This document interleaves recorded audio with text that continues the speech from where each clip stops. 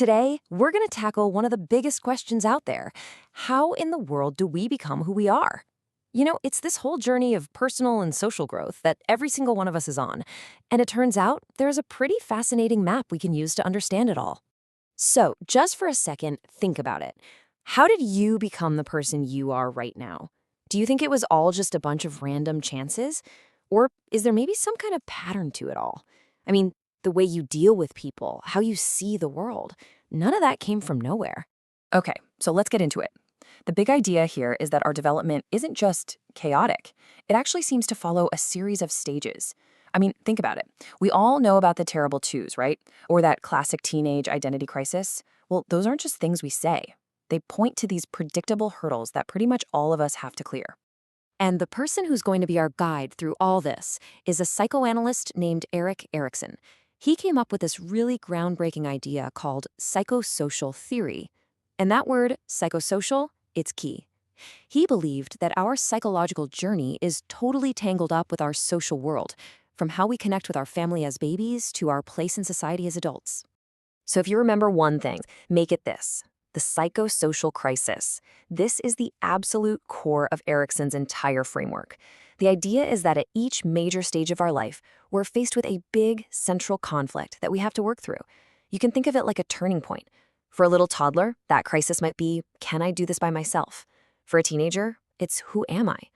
And how we navigate each one of these crises really shapes our personality and sets us up for the next big challenge.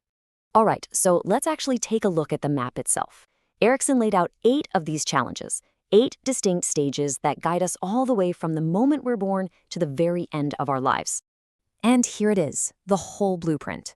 You can see it starts right at birth with the most basic question of all: trust versus mistrust. Then, as toddlers, we wrestle with autonomy versus doubt. That's the me-do-it stage.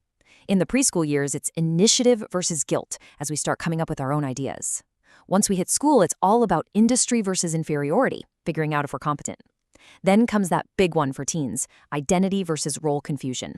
As young adults, we face intimacy versus isolation, learning to form deep relationships. In middle age, it's generativity versus self-absorption, our drive to contribute something meaningful. And finally, in our later years, we look back and face integrity versus despair. It's amazing, right? Each stage just builds right on top of the last one. So the whole journey kicks off right here, in those first 18 months. The question is simple, but it's massive. Can a baby learn that the world is a safe, reliable place? And the answer depends almost completely on their primary caregiver. If care is consistent and loving, they learn to trust. If it's not, well, that can plant a seed of mistrust that can last a lifetime. And right after that, we hit the toddler years, from about 18 months to 3 years old. This is the stage of autonomy versus doubt. It's all about that classic toddler struggle, that feeling of wanting to hold on to the safety of their parents, but also desperately wanting to let go and do things for themselves.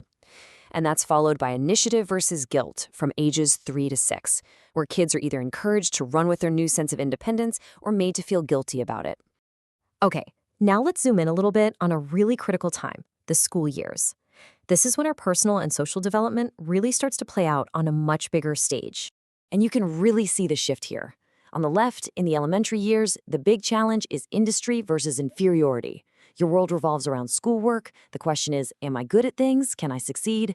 But then, on the right, you hit the teenage years and the game changes completely. It becomes all about identity versus role confusion.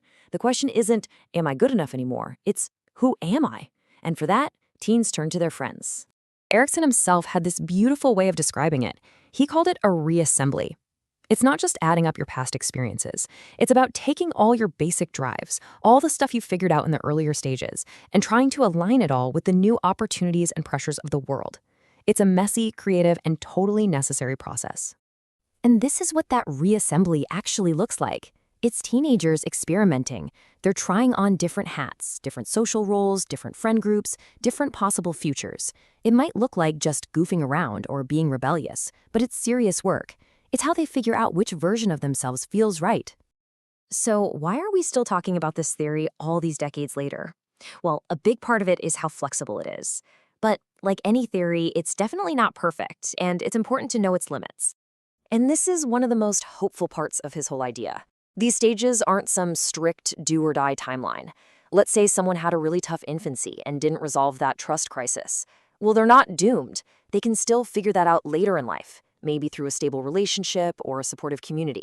It really highlights how much our environment matters in helping us tackle these challenges, no matter how old we are. But, of course, the theory has its critics.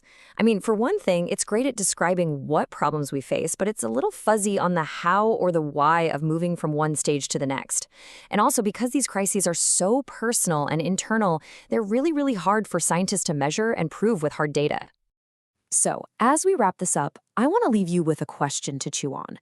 Looking back at that map of life, where are you right now? What's the big challenge that's defining this chapter? Are you figuring out who you are, building deep connections, trying to leave your mark? Erikson's theory might not be a perfect rulebook, but it's a pretty incredible guide for making sense of our own unique lifelong journey.